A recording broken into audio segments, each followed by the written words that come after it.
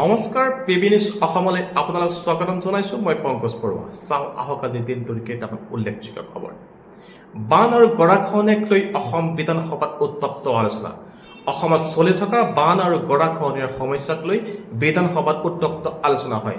বিভিন্ন বিধায়কে ক্ষতিগ্ৰস্ত অঞ্চলসমূহত তাৎক্ষণিক সাহায্য আৰু পুনৰ সংস্থাপনৰ দাবী উত্থাপন কৰে।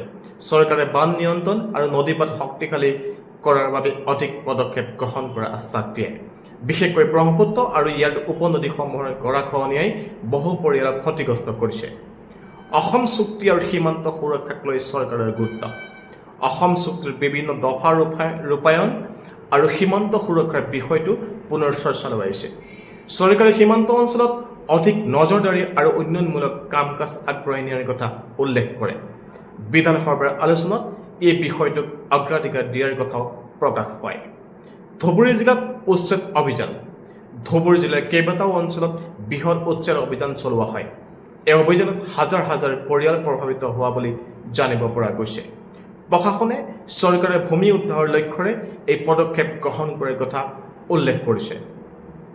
আনহাতে ক্ষতিগ্ৰস্ত পৰিয়ালসমূহে পুনৰ সংস্থাপনৰ দাবী জনাইছে। ভাৰত ইণ্ডোনেছিয়াৰ মাজত কৌশলগত সহযোগিতা বৃদ্ধি। ভাৰত আৰু ইণ্ডোনেছিয়াৰ মাজত প্ৰতিৰক্ষা আৰু সামুদ্ৰিক সুৰক্ষাৰ ক্ষেত্ৰত নতুন সহযোগিতামূলক চুক্তি স্বাক্ষৰিত হৈছে। বিশেষকৈ ব্ৰহ্মছ ক্ষেপণাস্ত্ৰ আৰু সামুদ্ৰিক নিৰাপত্তা বিষয়ত দুয়োখন দেশৰ মাজত সহযোগিতা বৃদ্ধি পাব। এই চুক্তিক ইণ্ডো পেচিফিক অঞ্চলৰ বাবে তাৎপৰ্যপূৰ্ণ বুলি গণ্য কৰা হৈছে। দেশজুৰি বৰষুণৰ সতৰ্কবাণী। ভাৰতীয় বতৰ বিজ্ঞান বিভাগে দেশৰ বহু ৰাজ্যত ধাৰাসাৰ বৰষুণ আৰু বজ্ৰপাতৰ সতৰ্কবাণী জাৰি কৰিছে।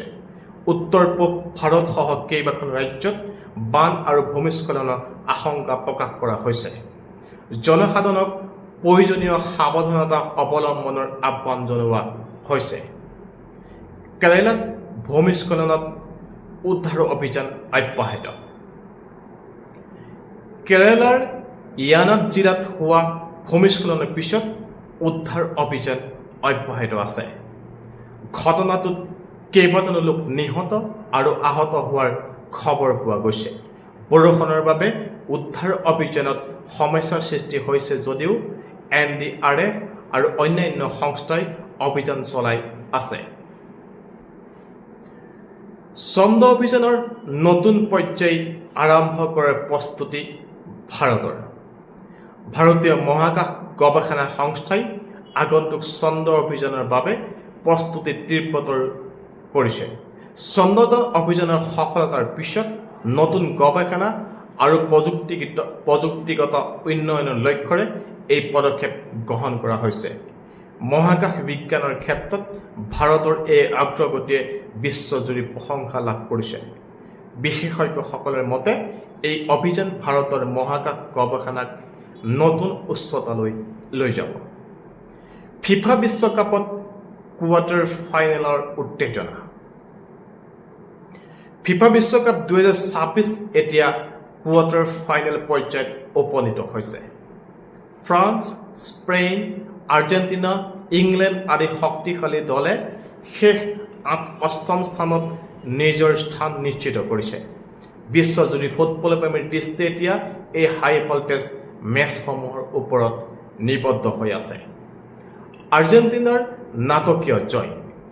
ইজিপ্তৰ বিৰুদ্ধে ৰোমাঞ্চকৰ মেচত আৰ্জেণ্টিনাই 3-2 গলত জয়লাভ কৰে।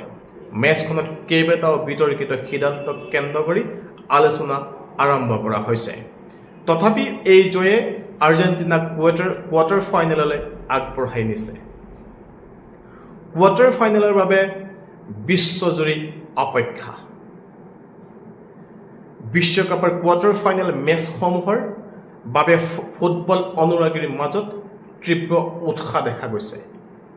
France, Morocco, Spain, Belgium, Norway, England আৰু আৰ্জেণ্টিনা, ছুইজাৰলেণ্ডৰ মাজত হ'বলগীয়া মেচসমূহক এই বিশ্বকাপৰ আটাইতকৈ ৰোমাঞ্চকৰ মেচ হিচাপে ধৰা হৈছে। আৰু এয়ে আছিল আজিৰ দিনটোৰ কেইটামান উল্লেখযোগ্য খবৰ। আজিলৈ আহক, ধন্যবাদ।